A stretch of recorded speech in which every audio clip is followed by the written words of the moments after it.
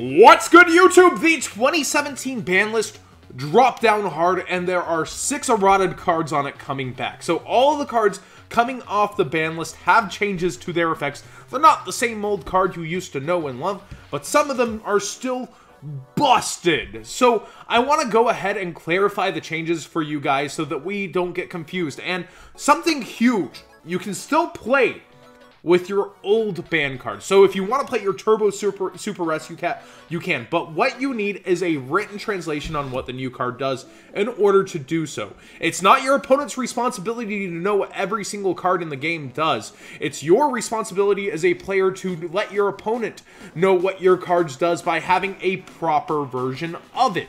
So if you're playing a card, like a foreign card, it's your responsibility to let them know. This is very similar. The text is not the same as what it does, so it's your responsibility to provide to your opponent what it does.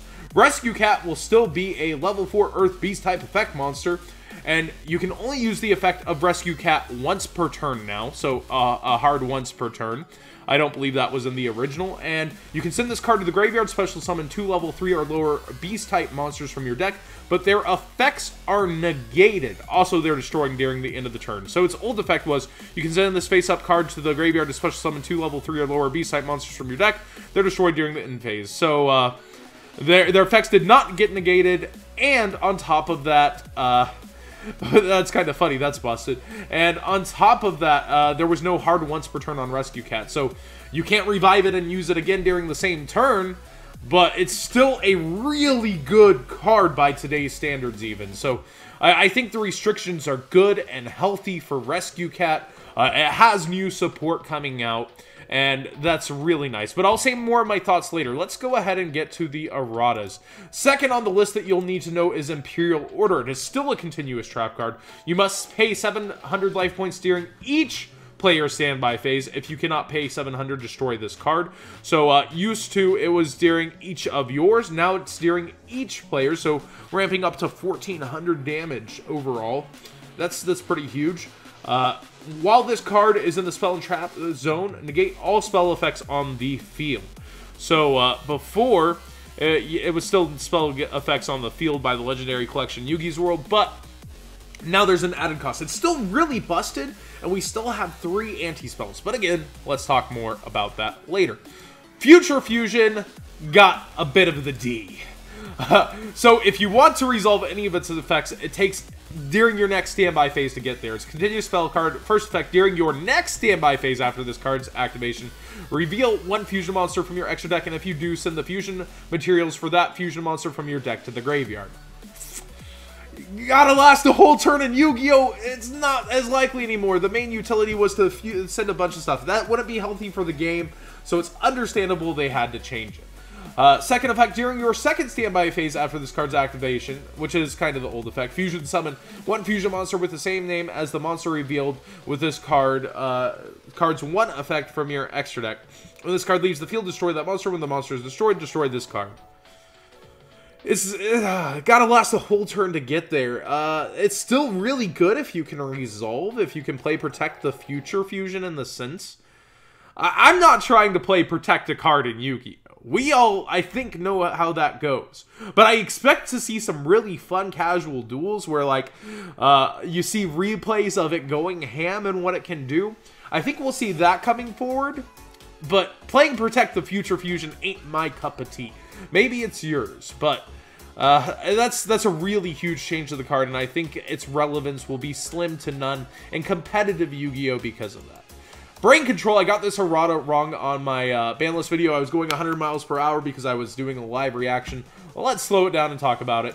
So I added a T to this clause in my reaction video, and it is now, pay 800 life points, then target 1 face-up monster your opponent controls that can be normal summoned or set. Take control of that target until the end phase. So instead of can't, it's can. That means the entire extra deck monster kind of thing is shut off. You cannot take an extra deck monster, period, because your opponent cannot ever normal summon or set monsters from the extra deck. I don't believe there's a single one with that kind of a clause from the extra deck. That means Brain Control just won't affect any of those monsters. Now, you can still, I guess, take cards like Denko Sekka, but I don't know what that does for you even as a Paleo player. it just doesn't seem that good against anything, unless you have like tribute summon monsters and you're facing a stun strategy. I really don't know what to say. It won't be good against Link monsters either. I feel like its relevance will be slim to none overall, but I could be wrong. Let me know your thoughts about brain control and how it is. And our second to last one is Sangan. There's actually already a rotted version of this out from the Legendary Collection decks. And it's if this card is sent from the field to the graveyard, add a monster with 1500 or less attack from your deck to your hand. And I believe that's where it used to end. But you cannot activate effects, activate cards or effects of cards with that name for the rest of the turn. You can only activate this effect once per turn. So my problem with that was, I wish you could activate the effects because it'd be really cool to be able to add a hand trap back and be able to use it. I think that synergy and kind of playstyle would be really, really nice. And maybe even sometimes not matter, like maybe it's battle phase and now Ghost Ogre or Maxi couldn't do anything, or Veiler. But I really would have liked to have seen it be able to do cool stuff like that. Overall, it's not the worst card, but the restrictions of wait a turn in Yu-Gi-Oh! Once again, I think will weigh heavily on this card. And our last one here, our last errata, is very busted. So I think this, along with Imperial Order, will see the most impact on the metagame, and that is Bryonyx Errata. And that is, it still takes one tuner and one or more non-tuner materials, generic 6.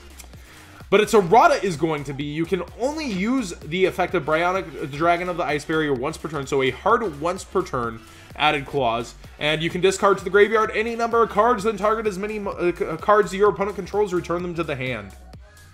Still really nice, one of the best 6s in the game. I think this is the kind of errata I like, where it's still busted. It's limited to once per turn. It does very similar what it used to do.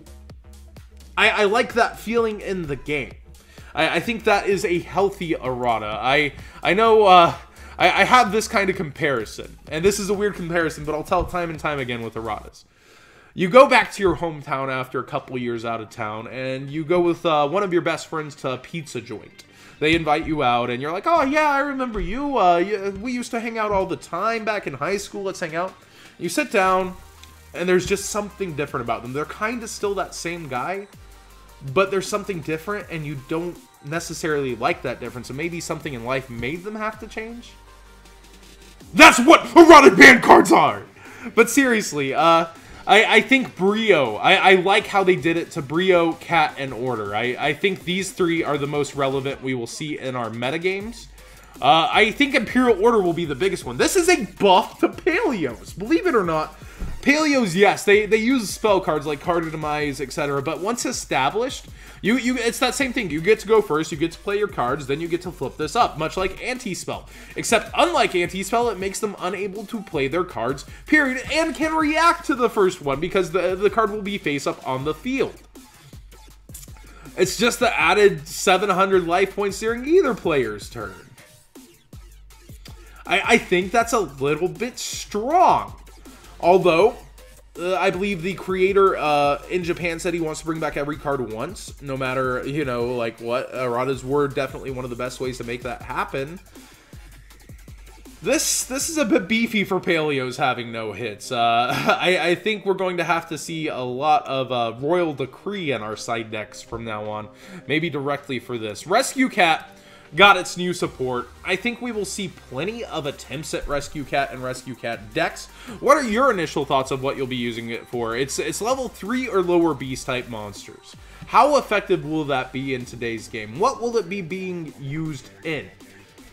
I don't have the answer for that yet. I really like the concept that rescue monsters are getting archetypal support, and I hope that we see more. Because at 1, and Rescue Rabbit at 1, and then you have Ferret, and then Pendulums are kind of dead, but you have Hamster coming with Endling format. Should be really interesting to see how it interacts with the game. What are your initial ways to bust this card in the comment section below? But again, I like how they did Bryonic. My personal opinion is these two cards will not have that big of an impact. I think we'll see really fun replays with Future Fusion. But again, playing Protective Future Fusion isn't my cup of tea in today's powered up game. Brain Control, I just don't see it. I don't see it coming close to Staple-ish or even Teched. I think Enemy Controller is the better card right now overall. I definitely do. And then we have Brio here. 1 minute. Mega Capital G trying to get a Banlist discussion roundtable. So, I see you, Mega Cap. But then we also have Sangan. It's again that kind of clause. That kind of clause of, you know, it gets used later. I don't think Sangan's is bad because it's kind of how it always was. But you can't destroy and turn it on by your own effects. There's no turboing with it. I think we'll see it teched in some decks, though. Maybe even some top cut decks. But the other ones, I don't think Brain Control will be in many top cuts. I don't think Future Fusion will be in many top cuts. We'll definitely see Imperial Order and Bryonic in a lot of top cuts, though, in my opinion. I think those will be the two most played cards, and then Rescue Cat, I think, will find its way into the meta at some points. So, there you go. There are your 6 erratas from the ban list of March 31st, 2017.